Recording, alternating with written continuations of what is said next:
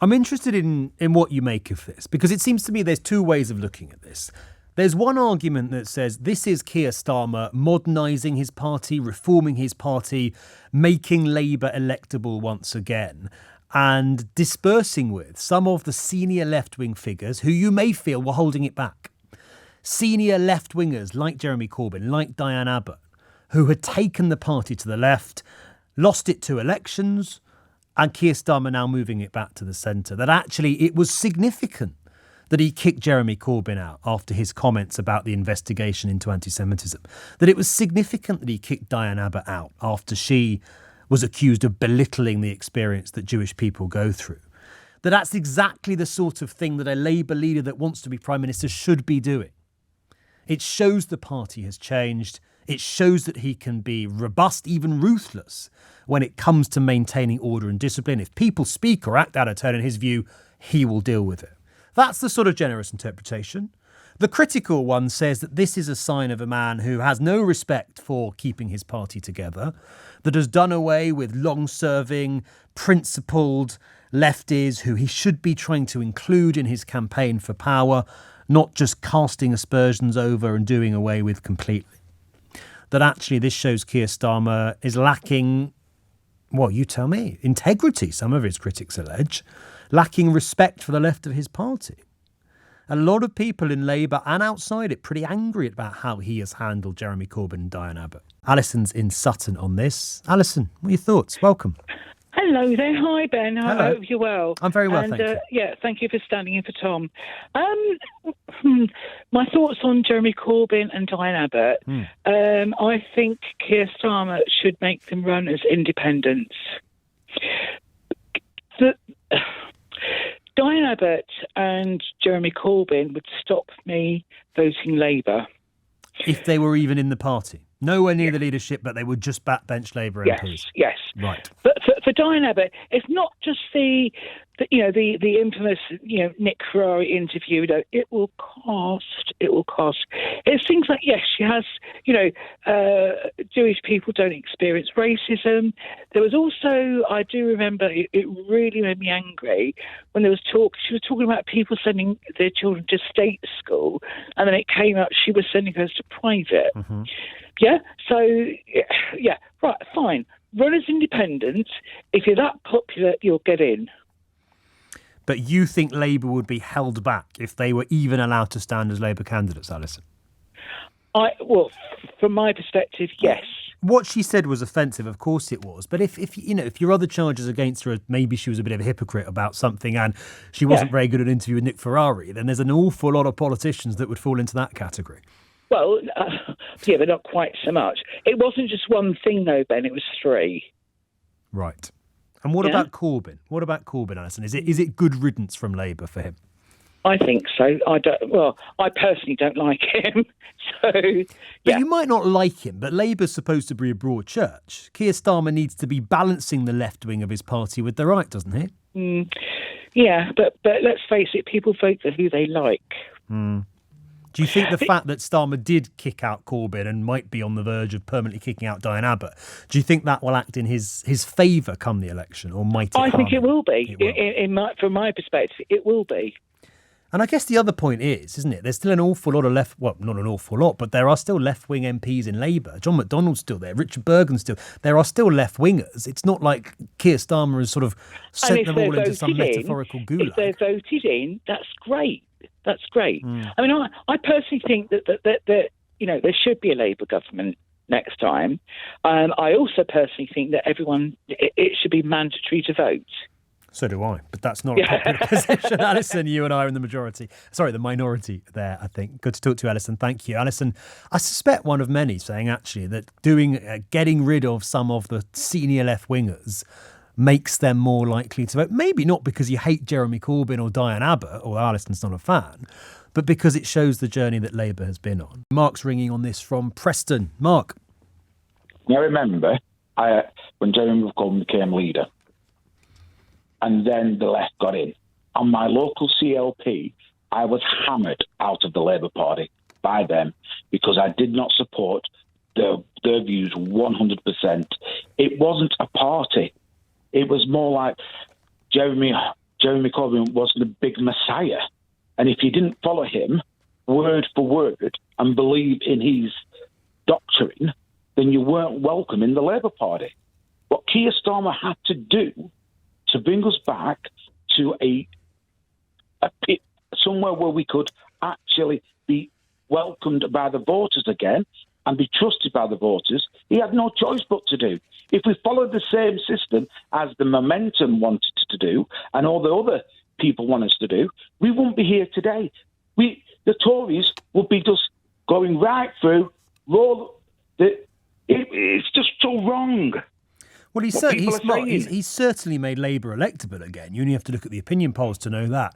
Did he need to kick out Jeremy Corbyn and Diane Abbott to do it? Well, I'm sorry. People who say nasty things and don't... If you say something on the radio, okay, yeah, and it was against the policy of LBC. We don't have a policy, but there isn't an LBC policy. No one tells me what to say on the radio. If an employer, you go and get right, if you were employed and you say something like what Diane Abbott had, you will be instantly dismissed. Yes. So but there are others, aren't there? There are others that have used racist slurs on the right of the party and been readmitted. There are people who have said things that are worse than Diane Abbott said. Some of which I won't even repeat on air, and were let back in. And that gets me so frustrated as well. I'm sorry. What's good for one is good for the other. We cannot have this. And that's what frustrates me as well. You accept there's a double standard, that Keir Starmer has let... to a certain extent. But then you come back to motives, don't you? Yeah, sorry, say that again. But then you come back to motives, because if Keir Starmer is saying, I take a zero-tolerance approach to offensive comments about race, but letting in right-wing Labour MPs who are guilty of that, but not left-wing ones, then that's the allegation about what he's actually up to. On this thing, right, I think he's got it wrong, completely, 100% he's got this wrong. I mean, I am a Keir Starmer supporter. The minute he became leader, I came back in.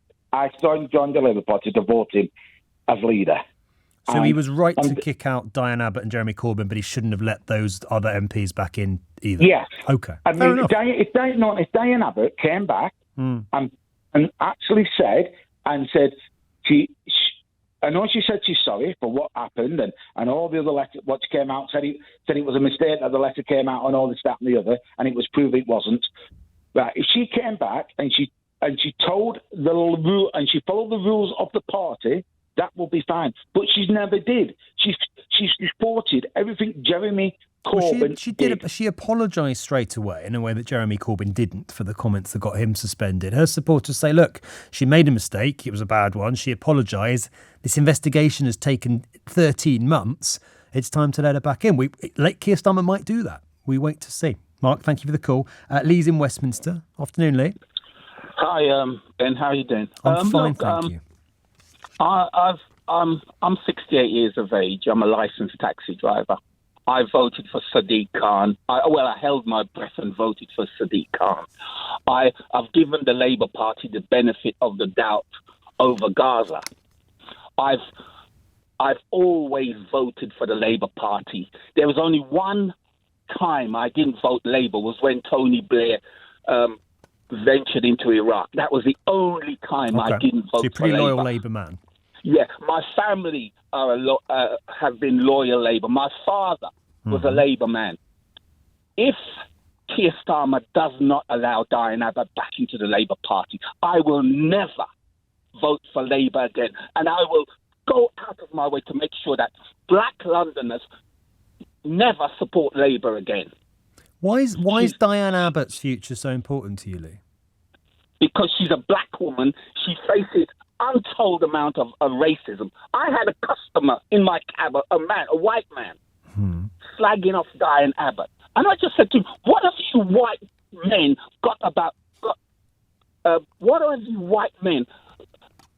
hate Diane Abbott so much? He couldn't answer me. He was amazed that I had the audacity. But Lee, of course, to confront him. the abuse that Diane Abbott received is appalling. I think a lot of the people that hate her, partly race is a factor in that. But that doesn't excuse what she said and the reason that she was suspended from the party. No, Ben, it doesn't excuse what she said. It was stupid. She should have known better. It was deeply offensive. She spent her career fighting racism. She should have known better. She should have done better. But yes. She's apologised, and she will do better.